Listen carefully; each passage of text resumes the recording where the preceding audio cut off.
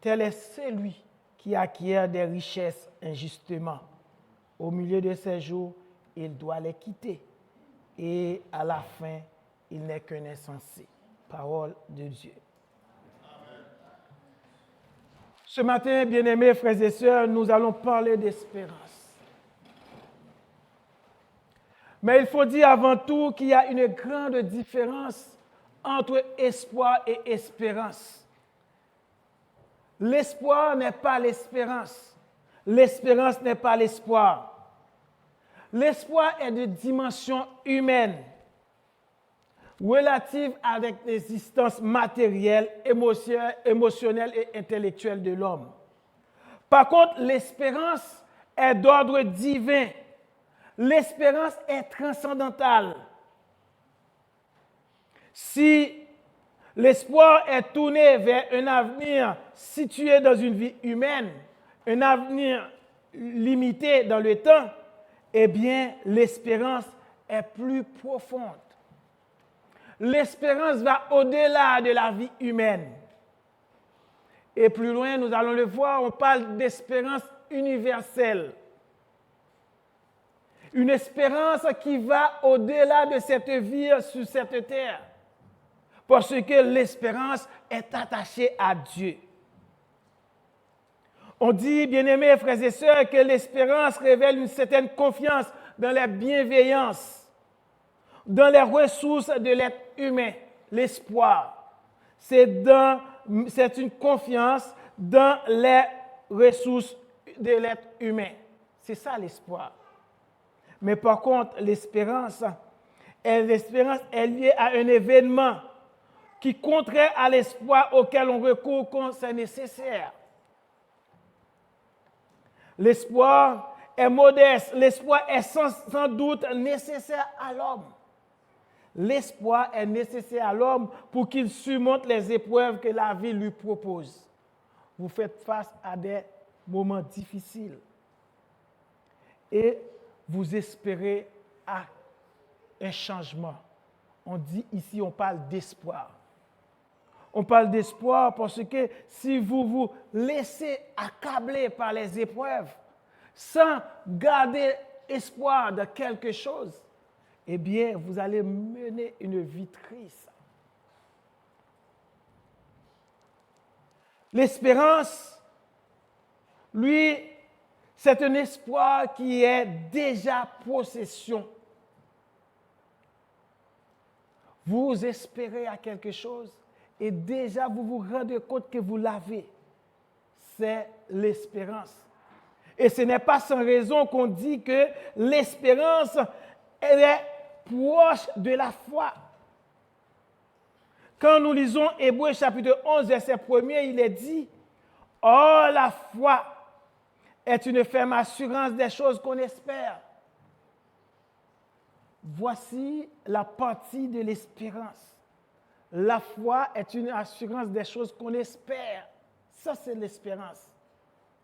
Mais par contre, ça ne s'arrête pas là. C'est une démonstration de celle qu'on ne voit pas. Voilà l'autre dimension qui complète l'espérance pour passer de l'espérance à la foi. Vous avez une ferme assurance des choses que vous espérez. Mais par contre, vous allez au-delà de ça. Vous voyez déjà cette chose. Donc, on parle d'espérance et de foi.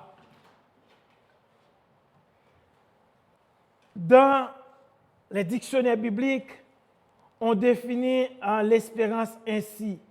On dit l'espérance, c'est une attente tranquille, sécuritaire de l'avenir. On attend avec une certaine tranquillité, avec une certaine sécurité que les choses qu'on espère vont arriver. L'espérance, c'est une confiance en quelqu'un, particulièrement en Dieu.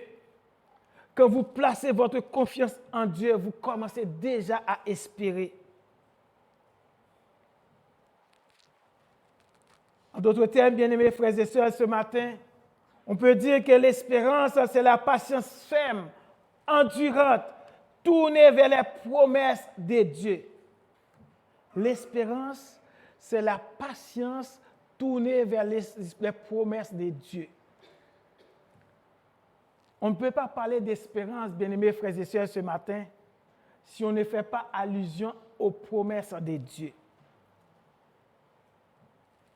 Et c'est nous, en tant qu'enfants de Dieu, qui croyons aux promesses de Dieu, qui peuvent espérer en Dieu. Si vous croyez aux promesses de Dieu, vous pouvez placer votre espérance en Dieu. La Bible, bien-aimés frères et sœurs, nous présente l'espérance de façon graduelle. Et c'est ce que nous allons voir ce matin. Comment vous pouvez évoluer, comment votre espérance peut grandir. Passer d'une espérance que vous mettez en Dieu, ensuite à Dieu votre espérance, et après, bien-aimés frères et sœurs, nous allons voir comment l'espérance, dans sa dimension universelle, comment nous pouvons espérer au-delà même de toute espérance, ce que l'apôtre Paul nous dit. Voyons d'abord la première étape où nous mettons notre espérance en Dieu. Quand nous lisons Michée chapitre 7, du verset 2 jusqu'au verset 7, voyons ceci. L'homme de bien a disparu du pays, dit Michée, et il n'y a plus de juste parmi les hommes. Ils sont tous en embuscade pour verser le sang. Chacun tend à son frère un piège. Leurs mains sont habiles à faire le mal. Le prince a des exigences. Le juge réclame un salaire. Le grand manifeste son avidité. Et ils font ainsi cause commune. Le juge, le prince, le grand, ils font cause commune. Le meilleur d'entre eux est comme une once. Le plus droit, pire qu'un buisson d'épines. Parmi les trois, le plus droit est pire qu'un buisson d'épines. Le jour annoncé par tes prophètes, ton châtiment approche. C'est alors qu'ils seront dans la confusion. Ne crois pas à un ami. Ne te fie pas à un intime. Devant celle qui repose sur ton sein, garde les portes de ta bouche, car le fils outrage le père. La fille se soulève contre sa mère. La belle-fille contre sa belle-mère. Chacun a pour ennemi les gens de sa maison. Pour moi, je regarderai vers l'Éternel. Je mettrai mon espérance dans le Dieu de mon salut. Je mettrai mon espérance dans le Dieu de mon salut. Mon Dieu m'exaucera. Bien-aimés frères et sœurs, pour que l'enfant de Dieu puisse mettre sa confiance en Dieu, il doit avant tout jeter un regard sur le passé. Un regard sur le passé, ce n'est pas un regard positif, mais de préférence, en d'autres termes, c'est un regard négatif. Un regard négatif de la situation dans laquelle nous vivons. La situation dans laquelle nous vivons, particulièrement, bien-aimés frères et sœurs, pour ceux d'entre nous ici, qui ont des parents en Haïti. Lorsque nous jetons un regard sur ce qui se passe en Haïti, bien-aimés frères et sœurs, vous pouvez comprendre clairement ce que Michée est en train de dire. Si le peuple Israël avait connu des moments difficiles en ce moment, nos frères et sœurs en Haïti ils connaissent des moments difficiles. Et le message, bien-aimés frères et sœurs, pour vous ce matin, le message que vous avez à transmettre à nos frères et sœurs en Haïti, c'est qu'ils doivent mettre leur confiance en Dieu. Nos frères et sœurs en Haïti, ils vivent une situation difficile. Où il est dit ici, bien-aimés, et ils tendent des embuscades pour verser le sang. Oh, bien-aimés frères et sœurs, chaque jour régulièrement, il y a du sang qui est en train de verser en Haïti. Et lorsque les gens jettent leur regard sur ce qui se passe, ils se demandent, est-ce qu'on a droit d'espérer en Dieu? Parce que, bien-aimés frères et sœurs, ce sont les gens qui étaient là il y a 5 ans, il y a 10 ans, il y a 20 ans, il y a 30 ans, qui sont encore là. Qu'est-ce que nous pouvons espérer de mieux de ces gens? Ils étaient déjà là, ils n'ont rien fait. Ils sont de retour, ils ne vont rien faire. Donc, il n'y a qu'une seule chose à faire, c'est de mettre notre espérance en Dieu. La parole de Dieu nous dit que lorsque nous mettons notre espérance en Dieu, eh bien, Dieu peut exercer. Dieu peut nous exaucer. Dieu peut agir en notre faveur. Dans le psaume 39, versets 2 à 7, c'est encore le même constat. Je suis resté muet dans le silence. Je me suis tu quoique malheureux, et ma douleur n'était pas moins vive. Mon cœur brûlait au-dedans de moi. Un feu intérieur me consumait, et la parole est venue sur ma langue. Éternel, Éternel, dis-moi quel est le terme de ma vie. Quelle est la mesure de mes jours? Que je sache combien je suis fragile. Voici, tu as donné à mes jours la largeur de la main. La largeur de la main. Et ma vie est comme un rien devant toi. Oui, tout homme debout n'est qu'un souffle. Oui, l'homme se promène comme une ombre. Il s'agite vainement. Il amasse et il ne sait qui recueillera. Écoutez ceci, bien-aimés frères et sœurs. Mais Seigneur, que puis-je espérer? En toi est mon espérance. Ce matin, bien-aimés frères et sœurs, il y en a parmi nous qui se trouvent dans cette situation, de la situation où se trouve ce psalmiste.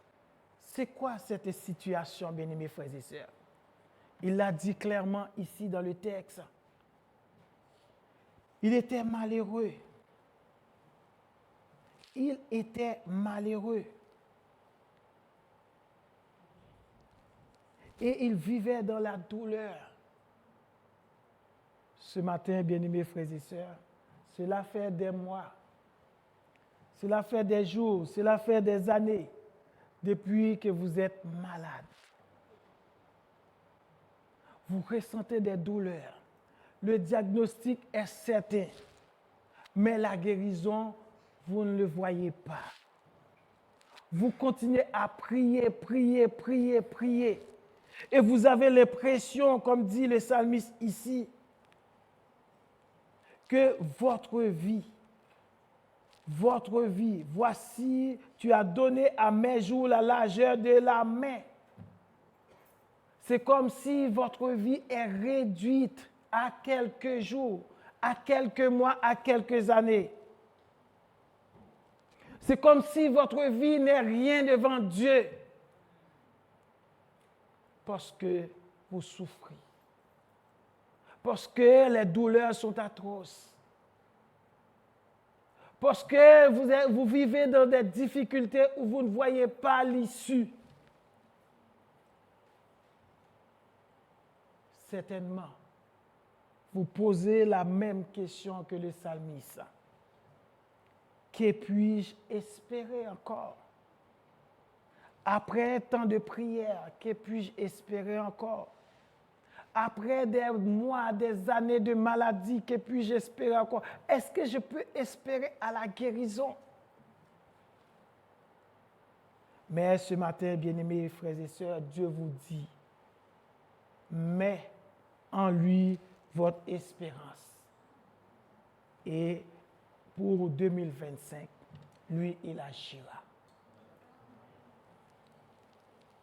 Si, lorsqu'on jette un regard sur le passé et sur le présent, nous voyons c'est difficile de vivre si on n'a pas l'espérance en Dieu ou si on ne met pas son espérance en Dieu. Dans le psaume 40, verset 1er, le psalmiste nous dit ceci. J'avais mis en l'Éternel mon espérance. Et voilà ce qui arrive. Et il s'est incliné vers moi, il a écouté mes cris. Bien-aimés frères et sœurs, si vous mettez votre espérance en Dieu, Dieu écoute vos prières, Dieu écoute vos cris, Dieu voit votre misère, Dieu voit votre souffrance, Dieu voit vos douleurs. Car il l'a dit pour le peuple Israël. J'entends, je vois l'outrage, la souffrance de mon peuple en Égypte. Je descends et il a libéré le peuple d'Israël. Ce matin, bien-aimés frères et sœurs, Dieu, si vous mettez votre espérance en l'Éternel, eh bien l'Éternel, il va agir pour vous pour l'année 2025. Dans le psaume 25, verset 21, le psalmiste nous dit encore que l'innocence et la droiture me protègent quand je mets en toi mon espérance. Une espérance qui est subordonnée à la fidélité, mais qui a des conséquences lorsqu'on met notre espérance en Dieu. Pour dire ce matin, bien-aimés frères et sœurs, il est de vos avantages, de votre avantage de mettre votre espérance en Dieu. S'il n'y a personne pour écouter vos cris, s'il n'y a personne pour répondre à votre misère, mais Dieu, il va y répondre. Car Dieu respecte ses promesses. Et c'est cette promesse ce matin que Dieu fait à chacun de nous pour cette année qui vient, l'année 2025, une année d'espérance.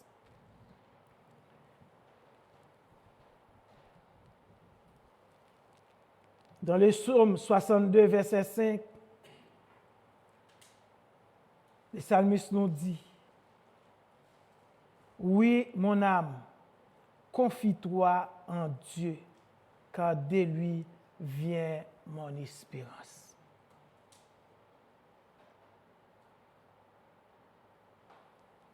Ce matin, nous devons placer notre espérance en Dieu, mais en même temps, bien-aimés frères et sœurs, nous devons commander notre âme. Commander notre âme de mettre sa confiance en Dieu, car c'est de Dieu et de Dieu seul vient l'espérance. Oui, c'est lui qui est mon rocher et mon salut, ma haute retraite. Je ne chancellerai pas. Verset 8. Sur Dieu repose mon salut et ma gloire. Le rocher de ma force, mon refuge est en Dieu. Oui, si notre âme se confie en Dieu, eh bien Dieu est notre espérance. Notre espérance ne vient que de Dieu et de Dieu seul. L'espérance, bien-aimés frères et sœurs, devient non seulement quelque chose sur qui nous devons nous reposer. Pour cette année qui vient, l'année 2025, mais cette espérance devrait être avant tout Dieu. Dieu, notre espérance. Dans le psaume 71, verset 5 jusqu'au verset 6. Écoutez ceci. Car tu es mon espérance, Seigneur éternel. En toi, je me confie dès ma jeunesse. Dès le ventre de ma mère, je m'appuie sur toi. C'est toi qui m'as fait sortir du sein maternel. Tu es sans cesse l'objet de mes louanges. Ici, le psalmiste nous dit que Dieu est son espérance depuis sa jeunesse. Si Dieu est notre espérance depuis notre enfance, depuis notre jeunesse, depuis notre plus jeune âge, eh bien, nous n'avons qu'une seule chose à faire, bien-aimés frères et sœurs, ce matin, et pour le reste de notre vie, c'est de faire de Dieu l'objet de nos louanges. Si Dieu a été toujours votre espérance, c'est que vous devez toujours en train de louer et d'exalter Dieu. Faire de Dieu votre espérance. Et Dieu sera toujours l'objet de votre louange. Dans le psaume 25, verset 4, les psalmistes nous ajoutent ceci. Éternel, fais-moi connaître tes voies. Enseigne-moi tes sentiers. Conduis-moi dans ta vérité et instruis-moi, car tu es le Dieu de mon salut. Tu es toujours mon espérance. Est-ce que Dieu est votre espérance ce matin, bien-aimés frères et sœurs? Est-ce que vous faites de Dieu votre espérance ce matin, bien-aimés frères et sœurs? Eh bien, si tel est le cas, eh bien, Dieu va vous indiquer la voie à suivre. Vous devez prendre une décision dans votre vie. Mais puisque Dieu est votre espérance, eh bien, il va vous indiquer la décision à prendre. Si Dieu est votre espérance, bien-aimés frères et sœurs, c'est Dieu qui va vous indiquer, vous enseigner le chemin à prendre. Parce que c'est lui qui va vous enseigner les sentiers sur lesquels que vous devriez marcher. Si Dieu est votre espérance, eh bien certainement, Dieu va vous conduire dans la vérité et dans la vérité. Si Dieu est votre espérance, certainement Dieu va continuer à vous instruire. Oui, nous avons intérêt de faire de Dieu notre espérance. Car souvent, bien-aimés frères et sœurs, la vie nous paraît non seulement difficile, mais nous vivons dans une vie où tout ce qui est autour de nous nous semble contre nous. Tout ce qui est autour de nous semble contre nous. Et si tout est contre nous, eh bien même la parole de Dieu dit, si Dieu est pour nous, qui sera contre nous? Tout semble contre nous, mais si Dieu est pour nous, qui sera contre nous? C'est une promesse certaine, bien-aimés frères et sœurs. Et c'est sur cette promesse que vous devriez placer votre espérance en Dieu. Et c'est sur cette promesse que Jésus-Christ lui-même aussi a fait. Je serai avec vous tous les jours jusqu'à la fin du monde. Si vous êtes certain que Dieu est avec vous, bien-aimés, en ce moment, eh bien, vous avez intérêt à non seulement mettre votre confiance en Dieu, mais aussi placer votre confiance en Dieu et finalement faire de Dieu votre espérance.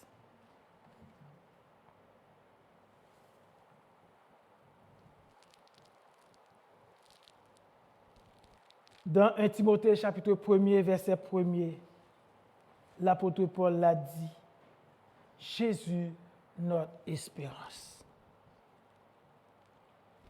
Jésus, notre espérance, lui qui est assis à la droite du Père, qui intercède régulièrement pour nous, il nous a dit ceci. Je vais vous préparer une place et je reviendrai vous prendre et vous serez toujours avec moi. Oh, bien-aimés frères et sœurs, quelle grande assurance, quelle espérance de savoir que oui, Jésus-Christ nous prépare une place pour que nous soyons toujours avec lui. Et ce n'est pas n'importe où, c'est avec lui dans la félicité éternelle.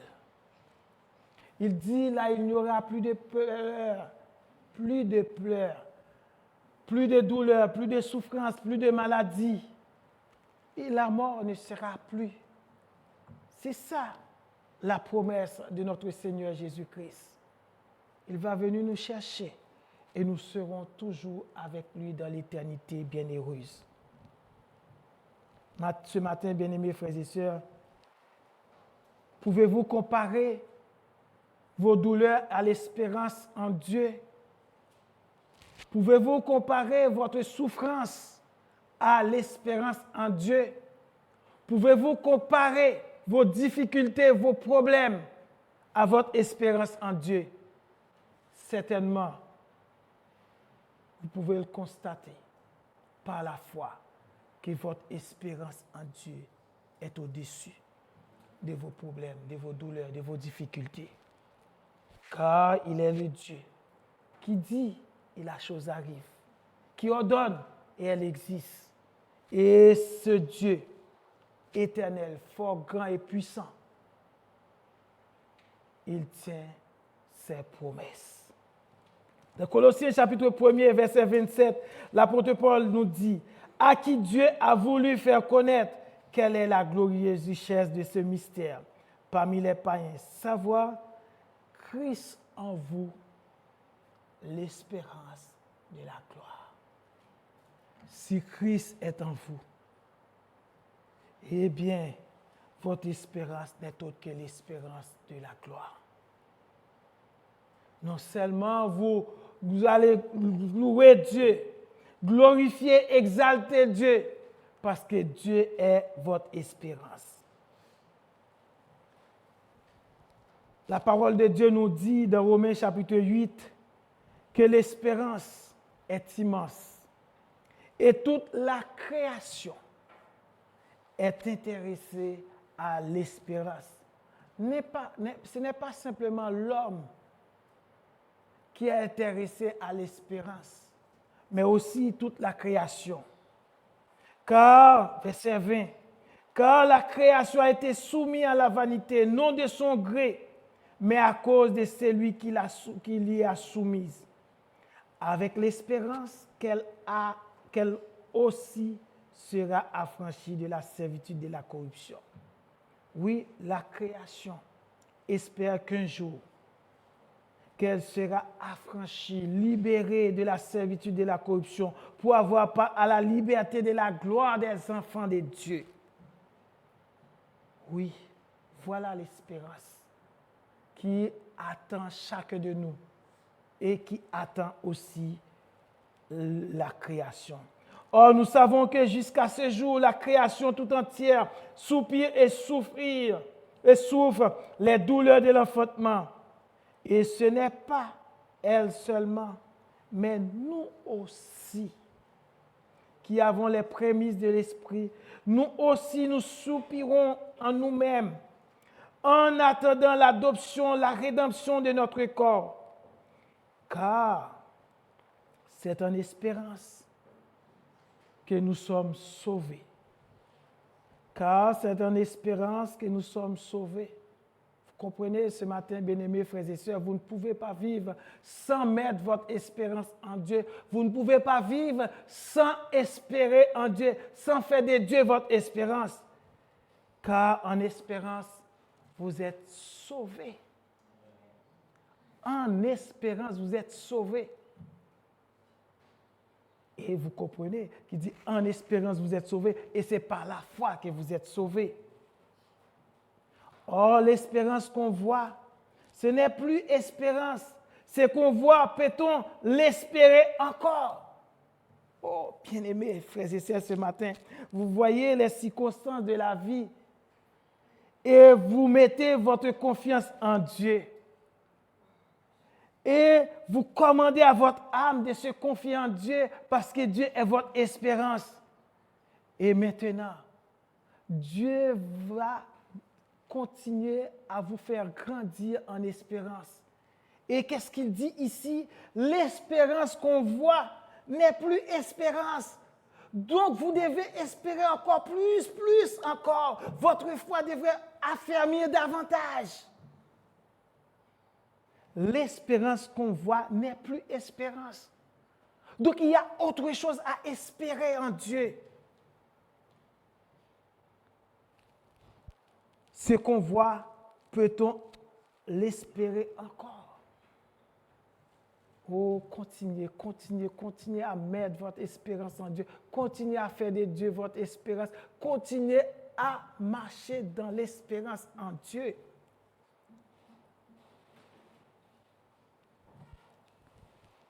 À côté de l'espérance universelle, l'espérance messianique et de l'attente du royaume de Dieu, eh bien, il y a aussi la résurrection. 1 Corinthiens chapitre 15, verset 19 nous dit ceci. Si c'est dans cette vie seulement que nous espérons en Christ, nous sommes les plus malheureux de tous les hommes. Notre espérance dépasse cette vie humaine, cette vie qu'on a sur cette terre. Nous devons espérer davantage à la félicité éternelle. Nous devons espérer davantage, bien-aimés frères et sœurs, qu'un jour viendra où nous serons avec Dieu dans l'éternité bienheureuse, où il n'y aura ni douleur, ni pleurs, ni maladie. Mais nous pouvons boire à la source de vie. Nous pouvons continuer à manger l'arbre de vie pour vivre éternellement avec Dieu. L'apôtre Paul continue à nous enseigner sur l'espérance. Il nous parle dans Romains chapitre 4, verset 18, de l'espérance d'Abraham, où il est question d'espérance, espérant contre toute espérance.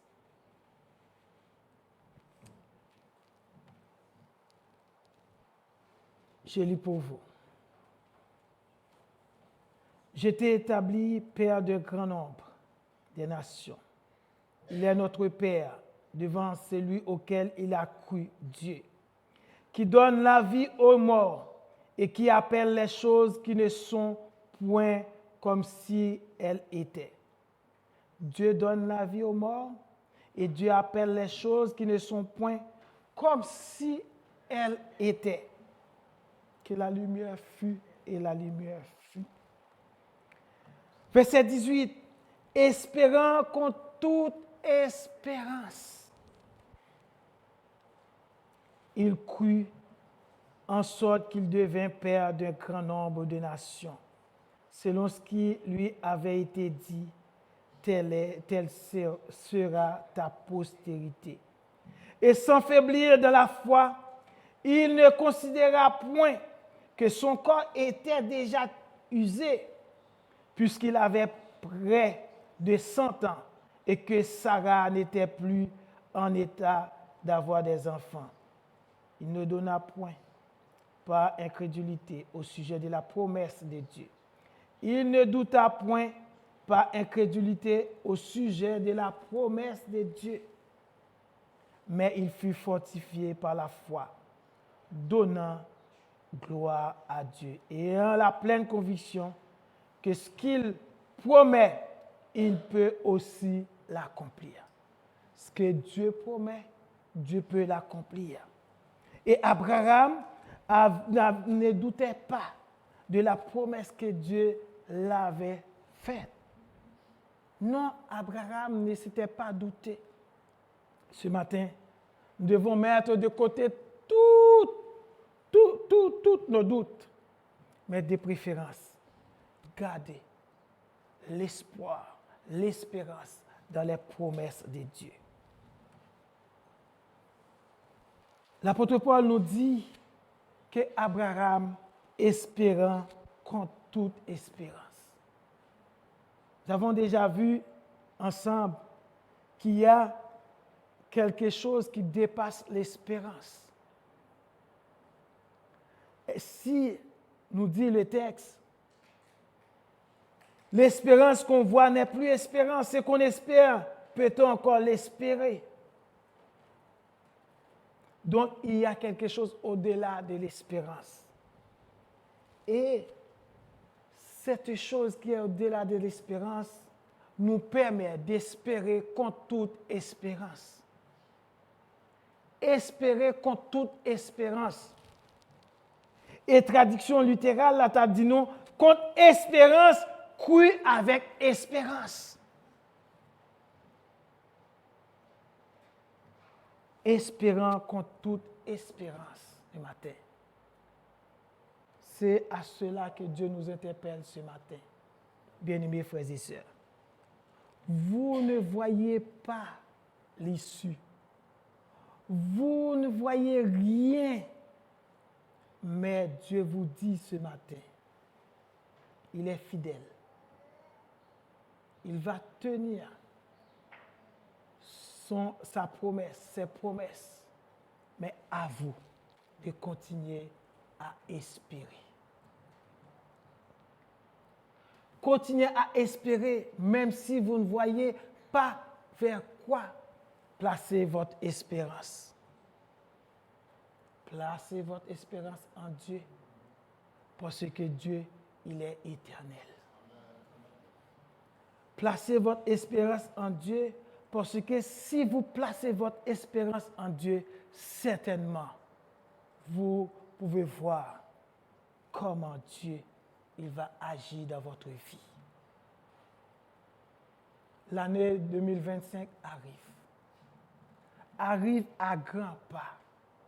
Les pronostics, les analyses, toutes les prédictions de l'homme montrent comment ça va être difficile, bien-aimés frères et sœurs. Et c'est pourquoi ce matin, bien-aimés, que Dieu vous interpelle, Dieu vous parle, vous demande de mettre votre espérance en lui, de commander votre âme à espérer en Dieu, à faire de Dieu votre espérance. $800 va augmenter dans l'épicerie, on a dit. La guerre qui a commencé entre la Russie et l'Ukraine, est-ce que ça va terminer le 31 décembre?